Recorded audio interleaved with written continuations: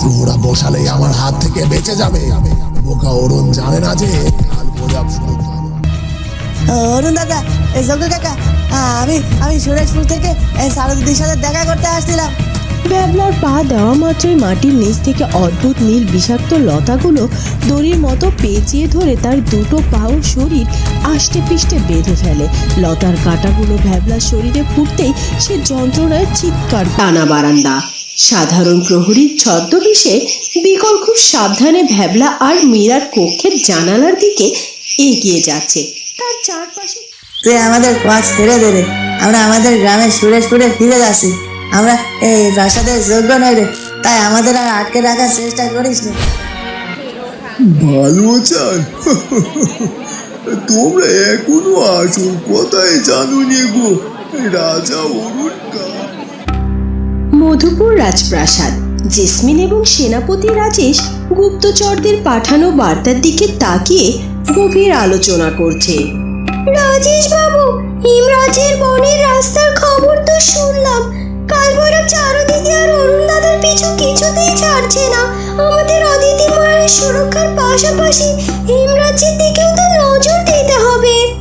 Jasmine, আমি গুপ্তচরের মাধ্যমে খবর পেয়েছি কাল ভৈরব যেহেতু প্রাসাদে সরাসরি ঢুকতে পারছে না, সেহেতু সে হয়তো এখন রাজনৈতিক বা সামাজিক অস্থিরতা তৈরি করবার চেষ্টা করবে। একজন রাজার সবচেয়ে বড় শক্তি হলো তার প্রজারা।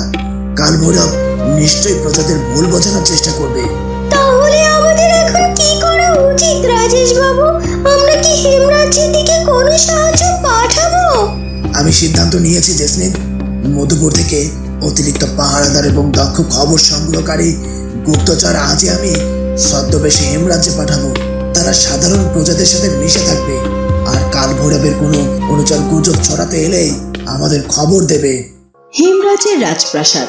ক্যাবলার সাথে মীরা রাজপ্রাসাদে এসে পৌঁছে গিয়েছে। ভ্যাবলাকে বিছানায় থাকতে দেখে মীরার চোখের জল যেন বাদ মানে না। ভ্যাবলা, তুমি ঠিক আছো তো? তোমার এই আঘাতগুলো দেখে আমার মুখখানা ফেটে যাচ্ছে। তুমি যে কেন একা একা বনের রাস্তায় আসতে গেলে? মীরা, তুমি এত চিন্তা কেন করো? দেখো দেখো বিরাটার দয় আমি একদম সুস্থ আছি। সারদিদি আর জয়া কাকিমা আর ময়না আমাকে কত যত্ন করে, তো তুমি একদম কেঁদো না। আমি তো এখানেই আছি গো। মীরা, তুই ভ্যাবলার জন্য একদম ভাবিস না। ও এখন আগের চেয়ে অনেক ভালো আছে। আমি তো চাই তোরা দুজনে কিছুদিন আমাদের সাথেই প্রাসাদে থেকে যা। তাতে ভ্যাবলাও পুরোপুরি সুস্থ হয়ে উঠবে, আর তোর মনেও আর কোনো ভয় থাকবে না। চারুমা একদম ঠিক বলেছে রে মীরা, তুই চারু মায়ের কাছে কিছুদিন থেকে যা। এই প্রাসাদে তোরা থাকলে আমাদেরও খুব ভালো লাগবে। আমি এখন গিয়ে তোদের দুজনের জন্য গরম গরম খাবার নিয়ে আসছি। হেমরাজের প্রজা এলাকা। বাজারের মোড়ে সাধারণ কৃষকের ছদ্মবেশে বিকল এসে দাঁড়িয়েছে। সে কয়েক গ্রামে নিরীহ প্রজাদের সাথে খুব মিষ্টি কথায় মিশে যাওয়ার চেষ্টা করছে। ও ভাই সব, তোমরা কি হেমরাজের নতুন খবর শুনেছো? আমাদের রাজা অরুণ নাকি নিজের প্রাসাদের নিরাপত্তা বাড়ানোর জন্য নতুন এক নিয়ম চালু করতে যাচ্ছেন গো। কি নতুন নিয়ম গো ভাই? রাজা অরুণ তো সবসময় আমাদের ভালোই চান গো। নতুন করে আবার কি হলো কি? ভালো চান? তোমরা এখনো আসল কথাই জানোনি গো। রাজা অরুণ কাল ভৈরবের ভয়ে নিজের প্রাসাদে এত সৈন্য বাড়িয়েছেন যে তাদের খরচ জোগাতে রাজকোষ খালি হয়ে যাচ্ছে। তাই রাজা সিদ্ধান্ত নিয়েছেন যে আগামী মাস থেকে আমাদের সব প্রজাদের ফসলের খাজনা দ্বিগুণ করে দেবেন গো। কি বলছো কি ভাই? দ্বিগুণ খাজনা? আমাদের তো এমনিতে সংসার চলে না, তারপর যদি খাজনা দ্বিগুণ করে দেয় তবে আমরা খাবো কি? রাজা অরুণকে আমাদের কথা একবারও ভাবলেন নে। এ তো ঘোর অন্যায় গো। বাজারের এক পাশ দিয়ে প্রাসাদের প্রয়োজনীয় জিনিসপত্র কিনতে এসেছিল ক্যাবলা। সে দূরে দাঁড়িয়ে প্রজাদের মধ্যে এই গুঞ্জন এবং ছদ্মবেশী বিকলের মিথ্যে কথাগুলো শুনে ফেলে। এই লোকটাকে হেমরাজে তো কখনো খাজনা বাড়ানোর কোনো খবর হয়নি। অরুণ দাদা তো উল্টে গত বছর বন্যায় প্রজাদের খাজনা মৌকুব করে দিয়েছেন। এই অচেনা লোকটা নিশ্চয় সাধারণ কোনো প্রজা নয়, এ নিশ্চয় কালভৈরবের পাঠানো কোনো গুপ্তচর। ক্যাবলা বুঝতে পারে যে পরিস্থিতি বিগড়ে যাওয়ার আগেই রাজা অরুণকে খবর দেওয়া প্রয়োজন।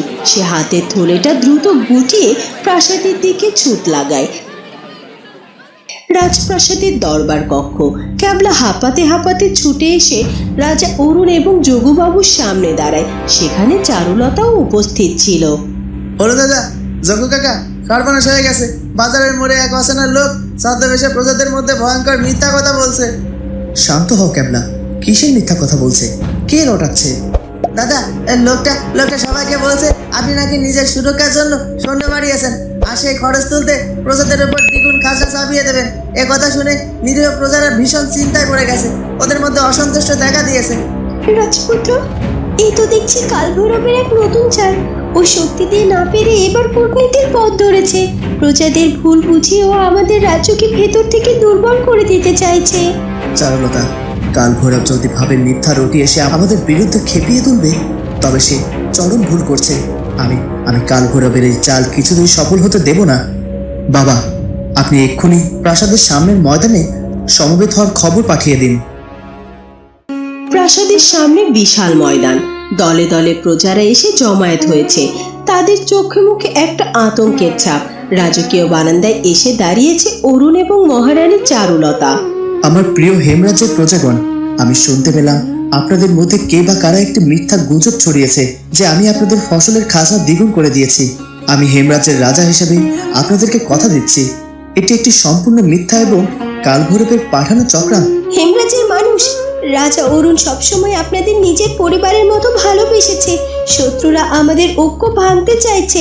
আপনারা কোনো ছদ্মবেশী শয়তানের কথায় কান দেবেন না। আমাদের রাজকোষ আপনাদের মঙ্গলের জন্যই খোলা থাকবে। আমি আজ এই ঘোষণা করছি, দ্বিগুণ খাজনা তো দূরের কথা, কালভৈরবের এই দুর্যোগের সময় আপনাদের কষ্ট কমানোর জন্য এবছরের সমস্ত শস্যের খাজনা সম্পূর্ণ মৌকুব করে দিলাম। আপনাদের কোনো খাজনা দিতে হবে না। প্রজারা আনন্দে উল্লাস করে ওঠে। বিধাতার কাছে প্রার্থনা করি রাজা অরুণ দীর্ঘজীবী হন, মহারানী চারুলতার জয় হোক, এই শয়তানের মুখে ছাই পড়ুক। দূর থেকে একটি গাছের আড়ালে দাঁড়িয়ে ছদ্মবেশী বিকল প্রজাদের এই উল্লাস দেখতে পায়। আমার এত সুন্দর চক্রান্তটা অরুণ এক কথায় ভণ্ডুল করে দিল। আমি ভেবেছিলাম প্রজারা বিদ্রোহ করবে, আর এখন দেখি প্রজারা অরুণের উপর আরো বেশি খুশি হয়ে গেল। কালভৈরব প্রভু ঠিকই বলেছেন, এই চারুলতা আর অরুণের বুদ্ধি সাধারণ মানুষের মতো নয়। কিন্তু আমি অত সহজে হার মানব না। খাজনা দিয়ে পার পেলি, এবার আমি তোদের রাজপ্রাসাদের ভেতরে এমন বিষাদ ছড়িয়ে দেবো যে তোরা একে অপরের মুখও দেখা বন্ধ করে দিবি।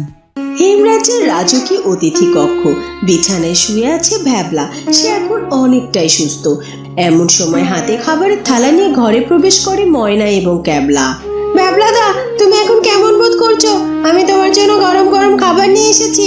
তুমি আর মীরায় কয়েকদিন অনেক কষ্ট করেছো, এবার ভালো করে খেয়ে নাও তো। মানা, তুমি আর ক্যাবলা আমার জন্য যা করছো তা আমি কোনোদিনও বলতে পারবো না। তোমরা এত কষ্ট করে আমার দেখাশোনা করছো বলেই তো আমি এত তাড়াতাড়ি সুস্থ হয়ে উঠেছি গো। দাদা, তুই এসব কি বলছিস? আমরা তো সবাই একই পরিবারের মতো। বিপদের দিনে আমরা একে অপরের পাশে দাঁড়াবো না তো কে দাঁড়াবে? মীরা, তুমিও সারা রাত জেগে ভ্যাবলার সেবা করেছো, এবার তুমিও একটু খাবার খেয়ে নাও। এমন সময় মহারানী চারুলতা সেখানে চলে আসে। সবার মুখে হাসি দেখে তার মনও ভরে ওঠে। বিধাতার অশেষ কৃপায় আজ আমাদের ভ্যাবলা সুস্থ হয়ে উঠেছে, আর তোমাদের সবাইকে একসাথে এইভাবে হাসি মুখে দেখতে পেয়ে আমার ভীষণ ভালো লাগছে। বিধাতা যেন আমাদের এই ভালোবাসা আর একতা সবসময় বজায় রাখে। কালভৈরবের অন্ধকার মায়াবী গুহা। কালভৈরবের হাতে একটি পুরনো দেখতে কাগজের টুকরো। সেটির দিকে তাকিয়ে সে বিকট অট্টহাসিতে ফেটে পড়েছে। সামনে মাথা নিচু করে দাঁড়িয়ে আছে বিকল। আমি শক্তি দিয়ে অরুণকে হারাতে পারিনি ঠিকই, কিন্তু বুদ্ধি দিয়ে আমি ওদের পরিবারকে টুকরো টুকরো করে দেব। আমার হাতে এটা কি দেখছিস জানিস? এটা একটা ভুয়া রাজকীয় নির্দেশনামা।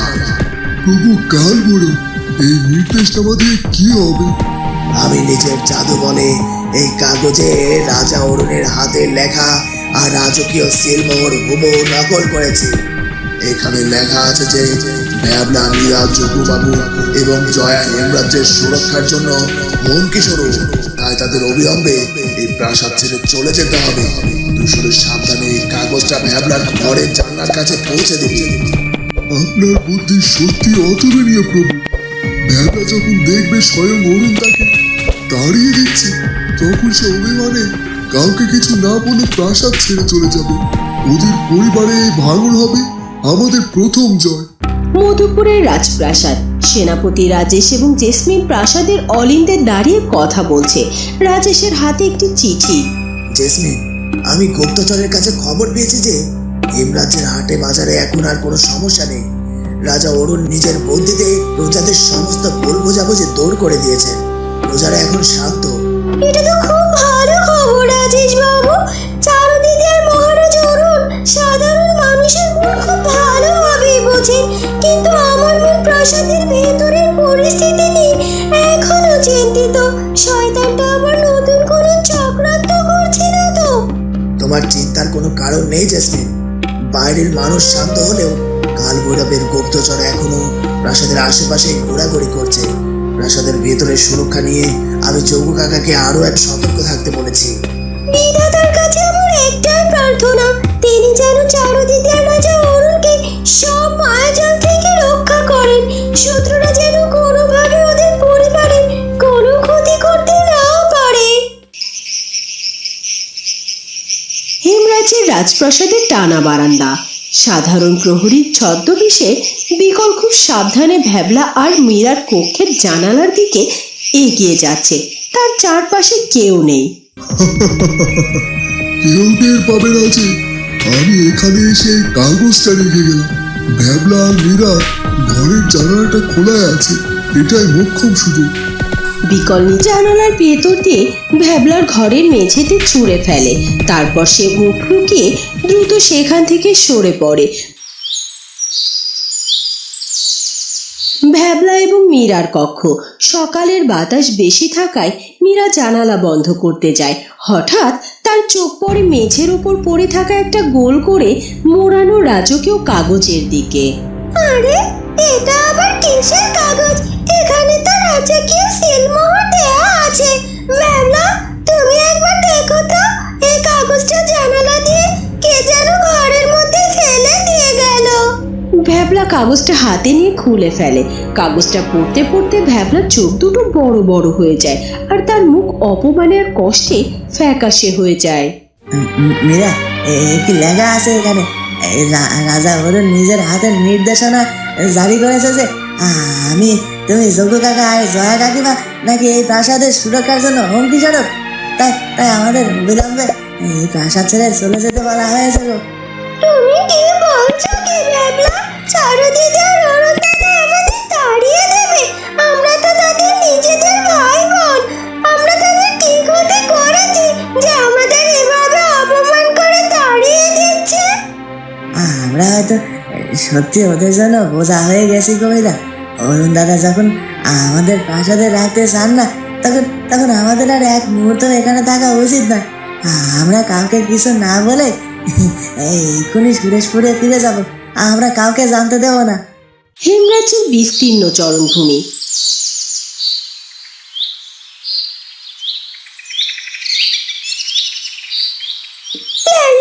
তুই কি দেখতে পাচ্ছিস?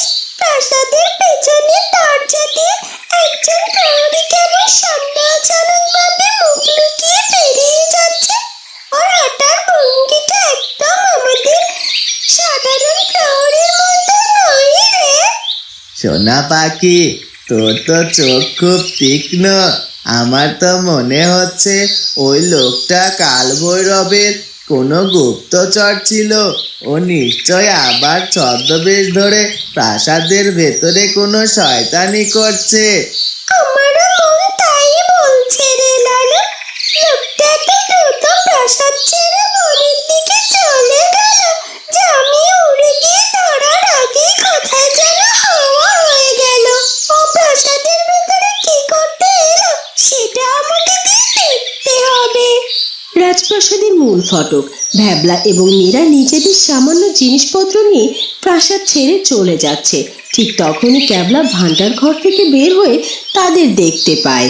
আরে ভাবলা মীরা, তোমরা এত সকালে নিজেদের জিনিসপত্র নিয়ে না জানিয়ে কোথায় যাচ্ছ? ভাবলা, তুই তো এখন পুরোপুরি সুস্থ হসনি, এভাবে বাইরে যাওয়া তো তোর ঠিক হচ্ছে না। তুই আমাদের পথ ছেড়ে দে রে, আমরা আমাদের গ্রামে সুরে সুরে ফিরে যাচ্ছি। আমরা এই প্রাসাদের যোগ্য নই রে, তাই আমাদের আর আটকে রাখার চেষ্টা করিস নি। তুই এসব কি বলছিস ভাবলা? তোদের কি হয়েছে রে? মীরা, তুমি কাঁদছো কেন? কেউ কি কিছু তোমাদেরকে বলেছে? চারু দিদি আর অরুণ দাদা তো তোমাদের ভীষণ ভালোবাসে, তারা শুনলে তো খুব কষ্ট পাবে। ক্যাবলা ভাই, চারু দিদি আর অরুণ দাদা তো আমাদের তাড়িয়ে দিচ্ছে। এই দেখো রাজকীয় নির্দেশমালা, আমরা আর এক মুহূর্তে রাজপ্রাসাদের থেকে অপমানিত হতে চাই না। ক্যাবলা কাগজটা দেখে চমকে ওঠে এবং বুঝতে পারে এর পেছনে বড় কোনো রহস্য আছে। না ক্যাবলা, আমি তোদের এভাবে যেতে দেবো না। আমার মন বলছে এটা কোনো বড় চক্রান্ত। তোরা এক্ষুনি আমাদের সাথে অরুণ দাদার কাছে চলতো, তাদের সামনে দাঁড়িয়ে সব কথা ফয়সালা হবে। বন্ধুরা, কি হতে চলেছে এরপর সেটা জানবো আমরা চারুলতা সৎ মায়ের জ্বালা পরবর্তী পর্বে। আর আমাদের আজকের পর্বটি ভালো লাগলে অবশ্যই আমাদের চ্যানেলটিকে সাবস্ক্রাইব করে দিও। দেখা হবে নতুন পর্বে। ধন্যবাদ। মাথায় তার নীল ফিতা কিং, চোখে ভরা আলো, ভালুক খরগোশ পাখিরা সব ডাকে বন্ধু চলো। চারুলতা চারুলতা গল্প বলে সারাদিন, ভালোবাসা মজার হাসি এই তার রুটিন চল।